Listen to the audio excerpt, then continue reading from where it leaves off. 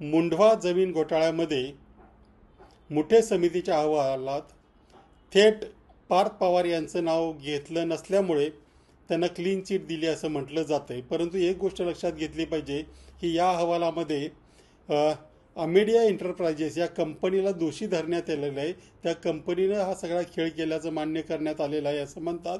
त्यामुळे आत्ता जरी ते क्लीन चिट दिल्यासारखं वाटत असलं तरी कदाचित पुढे या कंपनीला दोषी धरल्यामुळे आणि या कंपनीचे 99% पार्टनर हे पार्थ पवार असल्यामुळे पुढच्या समित्यांना या अहवालाची दखल घ्यावी लागेल. या जे काही म्हटलं आहे अमेडिया कंपनीबद्दल त्याची दखल घ्यावी लागेल असं वाटतंय. त्याचप्रमाणे या अहवालामध्ये आणखी एक मोठा स्फोट करण्यात आलेला आहे, गौप्यस्फोट करण्यात आलेला आहे की ज्या अधिकाऱ्यांनी हे दस्त नोंदवले त्यांनी त्या दस्त नोंदवताना या जमिनीला जी स्थावर मालमत्ता आहे जी हलवता येत नाही त्या मालमत्तेला जंगम मालमत्ता दाखवून नोंद करण्यात आलेली आहे. जमिनीला जंगम मालमत्ता समजणारं आपलं ऐतिहासिक जे पौराणिक पात्र आहे ते म्हणजे पवनपुत्र हनुमान.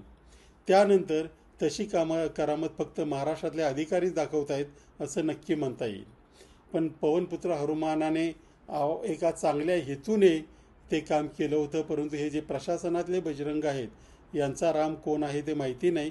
परंतु ते अशा प्रकारे जमिनींना सुद्धा जंगम मालमत्ता दाखवून जर व्यवहार करत असतील तर असे किती लोक महाराष्ट्रामध्ये काम करतायत आणि त्या प्रत्येकाचं गॉडफादर कोण आहे, राम कोण आहे याची आता शोध घ्यावी लागणार आहे. आणि हे राज्य शासनाने तातडीने केलं नाही. अर्थात ते करतील की नाही शंका आहे, कारण कदाचित हे राम मंत्रालयातच बसले असण्याची शक्यता आहे.